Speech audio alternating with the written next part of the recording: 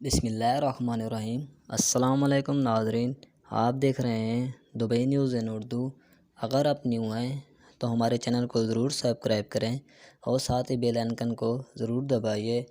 Dubai میں corona سے نمٹنے کے لیے بھرپور اقدامات کیے جا رہے ہیں۔ اس مقصد کے لیے کاروباری مراکز اور دکانوں پر بھی چھاپے مارے جا رہے ہیں، جہاں ماسک نہ پہننے اور سماجی فاصلے کی خلاف ورزی پر متعدد شاپنگ مالز میں قائم دکانوں کو بھاری جرمانے کیے گئے ہیں۔ سرکاری ادارے دبئی اکانومی کی خصوصی ٹیموں نے کل ورثان جو واقع شاپنگ سینٹر کی انسپیکشن کی، جہاں 5 کاروباری مراکز کی انتظامیہ کو اس وجہ سے جرمانے عائد کیے گئے کیونکہ ان کے ملازم نے ماسک پہنا نہیں تھا۔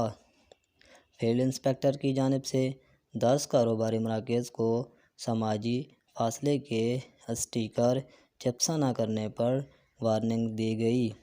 البتہ اس انسپیکشن کے دوران کسی بھی دکان کو کورونا گائیڈ لائنز کی خلاف ورزیوں پر بند نہیں کیا گیا۔